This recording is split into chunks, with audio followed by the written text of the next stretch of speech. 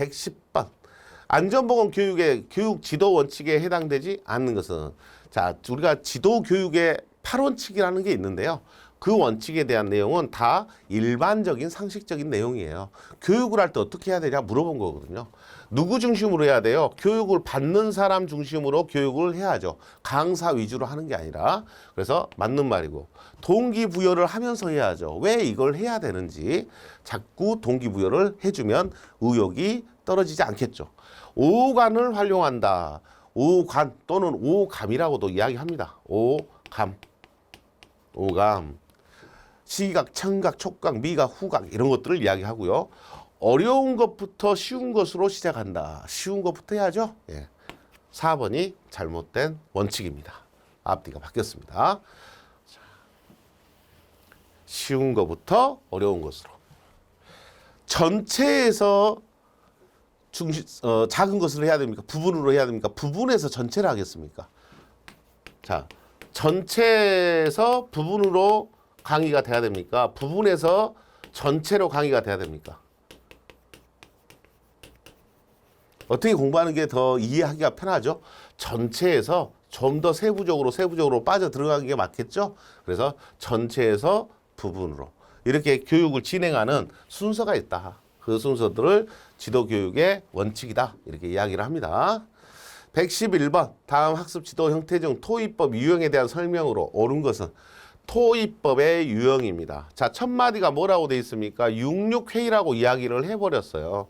66회의가 몇 명씩, 6명씩, 몇 분간, 6분간 토의를 행하여 의견을 종합하는 방식. 66회의라고도 하죠. 66회의 이렇게 불러서 6명이 6분간 토의하는 방식을 버즈 세션 이렇게 부른다. 버즈 세션 이렇게 불러서 답이 1번을 설명하고 있습니다. 포럼은 뭐라고 나와야 답이다. 새로운 자료를 제시하고 전문가의 견해에 대해서 질의응답을 참석자하고 받는 것을 말합니다. 심포지엄 전문가가 나오죠. 전문가가 뭐 한다? 견해 발표한다. 어떤 사안에 대한 전문가 견해 발표 후 질의응답 받는 거. 패널 디스커션은 전문가끼리 뭐 한다? 전문가끼리 토의한다. 자기들끼리 싸운다. 이렇게 생각하자 그랬죠? 그래서 이런 용어들을 기억하고 계시면 이런 형태의 문제들은 여러분들이 여기에 나온 문구가 있냐 없냐를 보고 답을 쉽게 찾을 수 있어야 된다라고 말씀을 드렸던 내용입니다. 강조를 많이 들었던 내용. 자, 토의법의 종류를 물어보고 있습니다. 자, 답은 버즈 세션입니다. 66회의. 자, 포럼, 새로운 자료, 교재 제시하고 이 말 나오고요. 심포지움, 전문가에 의하여 과제에 관한 뭐 발표한다? 견해 발표. 버즈 세션은 금방 설명이고, 패널 디스커는 주제를 종통한 전문가 4-5명의 피교육자 앞에서 자유로이 뭐 한다고요? 토의한다고요. 토론하고 나서 질의응답을 받는 방식을 패널 디스커션 이렇게 부릅니다. 자, 이 네 가지 잘 구분하셔야 된다. 112번입니다. 토의 방식 중 참가자가 다수인 경우에 전원을 토의에 참가시키기 위하여 소집단으로 구분하고, 소집단으로 구분한다. 몇 명씩, 6명씩, 몇 분간, 6분 안에 결론 지어라 해서 의견을 저감하는 방식을 무엇이라고 하냐 물어본 거예요. 이것도 당연히 똑같은 답이죠. 버즈 세션입니다.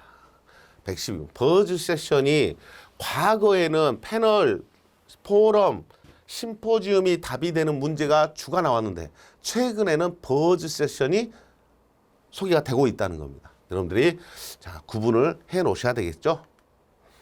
토의법의 유형 다음 설명하는 것은 새로운 자료, 교재를 제시하고, 새로운 자료, 교재 제시했다고 그랬어요. 새로운 자료 나오면 뭐라고? 포럼이라고 말씀을 드렸습니다. 답이 포럼.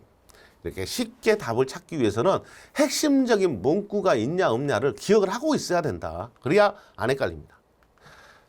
114번 지도의 형태 중 토의법에 해당되지 않는 것은 방금 봤던 네 가지 포럼, 심포지움, 패널 디스커션, 버즈 세션 여기까지가 토의식 교육 방법의 대표적인 거잖아요. 그래서 패널, 포럼, 버즈 세션 다 있습니다. 구안법. 구안법은 토의식이 아니죠. 말 그대로 프로젝트 학습법이라고 부릅니다. 프로젝트 학습법.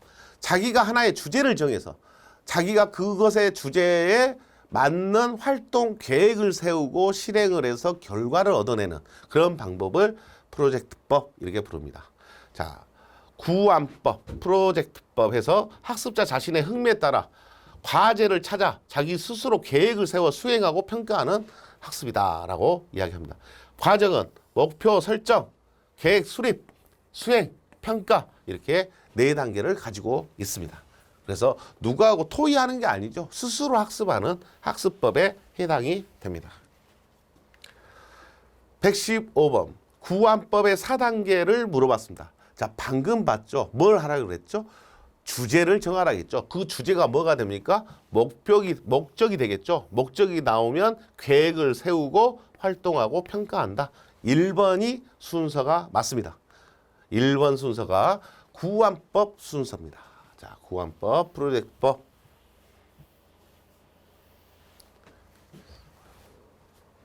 자, 구안법의 4단계. 학습 목표 설정하고 계획 수립하고 활동, 그 다음에 평가한다. 자, 반복적으로 지금 소개가 되고 있는 해설이죠. 구안법에 대한 4단계입니다. 챙겨보셔야 되겠죠. 우리 핵심 이론에는 구안법에 대한 내용이 없었죠. 그렇기 때문에 이 문제를 통해서 정리를 하실 필요가 있겠습니다.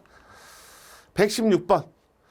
자, 사업장 내에서 실시하는 안전보건교육 중 채용시 교육 및 작업내용 변경 시 채용시 교육이나 작업내용 변경 시 교육이 똑같죠. 내용이 똑같죠. 내용이 똑같아서 이름이 항상 같이 나옵니다. 채용시 교육 및 작업내용 변경 시 교육 내용이 아닌 것은 자, 채용이라는 말에 의미를 두셔야 된다. 신입사원이란 이야기죠. 신입사원이니까 우리 회사의 아주 기본적인 내용에 대해서 교육을 합니다. 그래서 높은 수준의 교육이 안 될 거 아니에요. 그러다 보니까 채용 시 우리 회사에서 사용하는 기계, 기구의 위험성, 우리 회사에 쓰는 기계가 얼마나 위험한지 어떤 위험이 있는지를 모른다. 그렇기 때문에 위험성 알려줘야 되고 작업 순수하고 동선에 관한 사항을 전달한다. 맞습니다.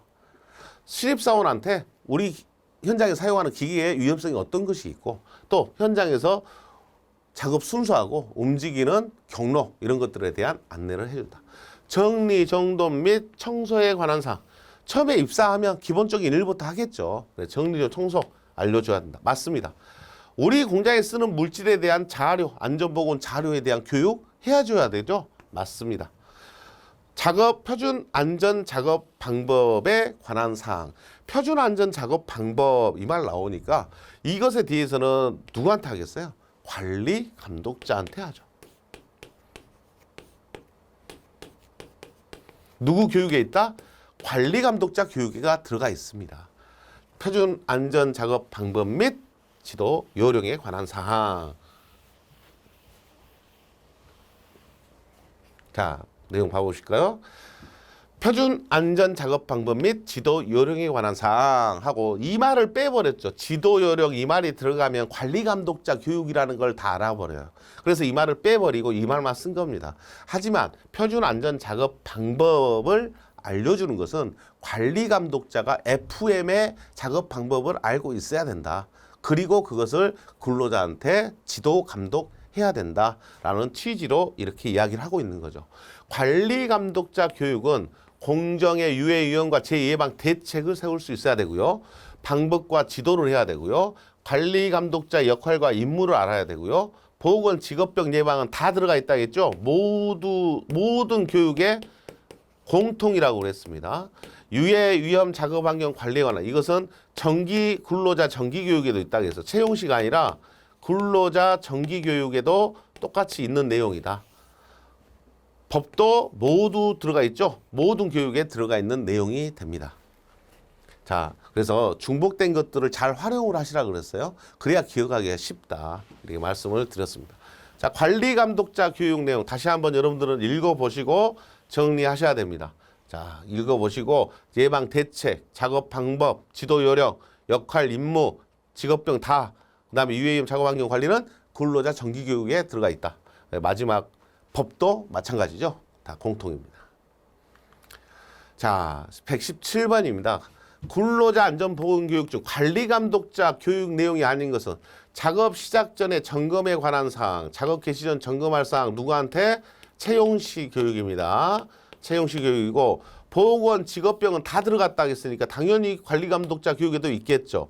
관리, UAM 작업환경 관리에 관한 사항, 관리감독자 교육에 관리 들어갔으니까 있고요. 요것은 근로자 정기에도 있다고요. 근로자 정기교육에도 있다.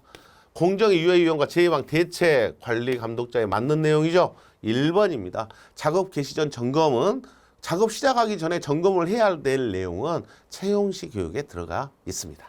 자, 기본적인 사항이기 때문에 채용시다. 자, 이렇게 여러분들이 이해를 하면 대상자가 누구냐를 생각해서 문제의 답을 찾으려고 몇 문제만 적용을 해보면 쉽게 풀어질 수 있는 문제들입니다.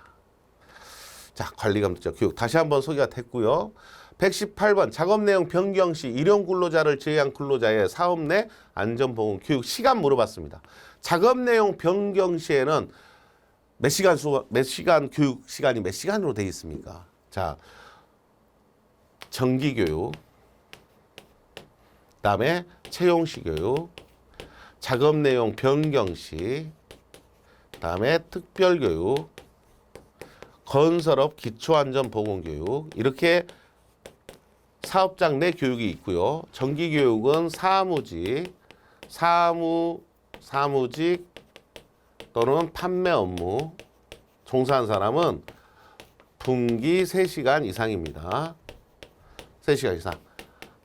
자, 여기에 사무직 외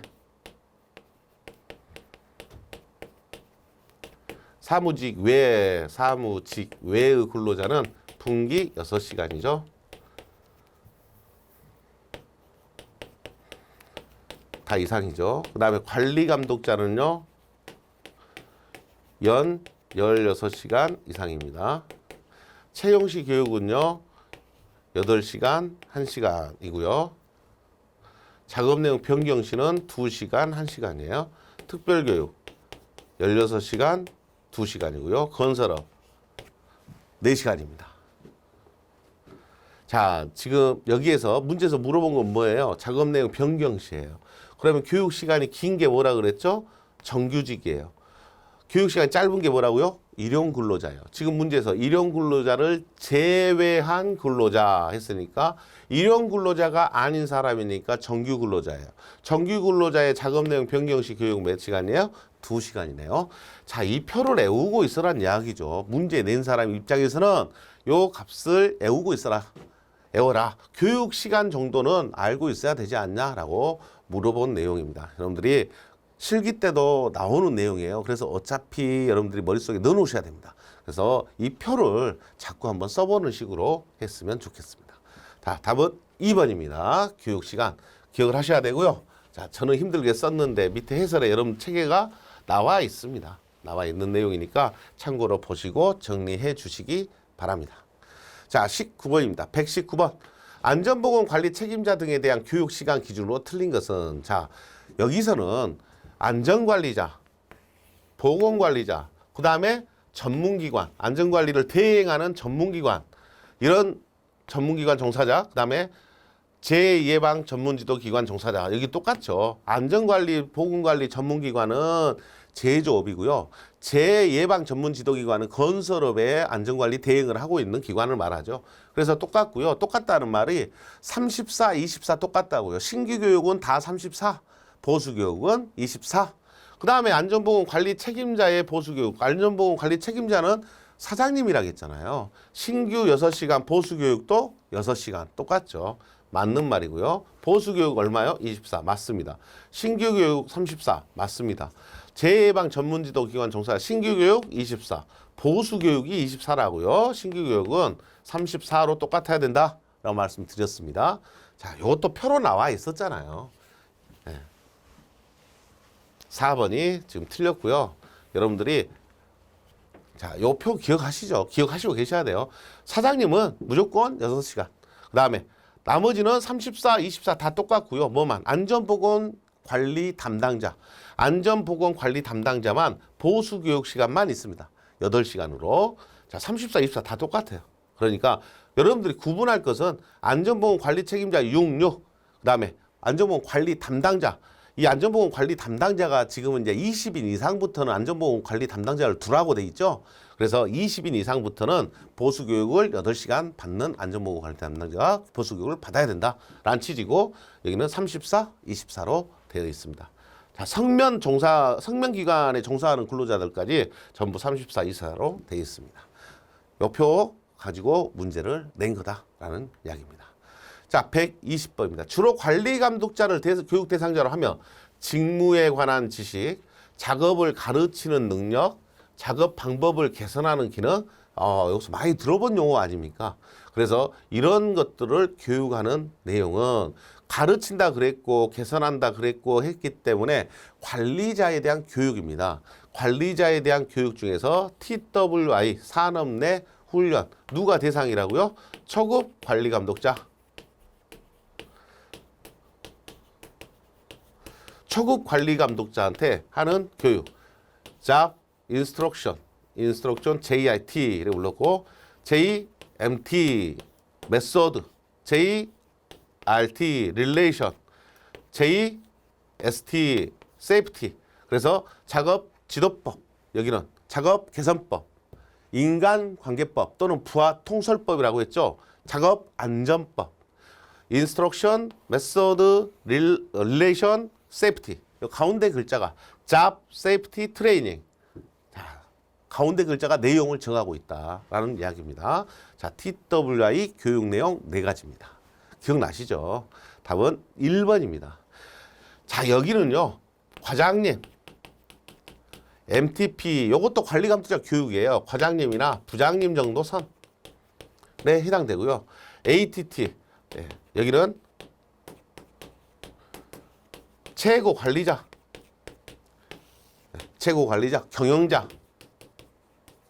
경영자를 대상으로 하는 교육이고요. 여기도 마찬가지로 최고 관리자인데 최고위 관리자, 고위급 관리자한테 하는 교육에 해당이 됩니다.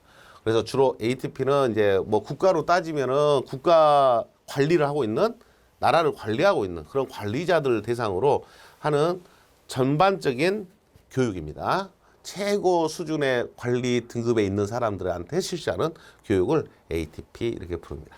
자, TWI 4가지. 일단 TWI가 뭐 빈도상 아주 높죠. TWI가 출제 빈도상 아주 높기 때문에 JIT, RT, MT, ST 이거 기억을 하시고 계셔야 되죠.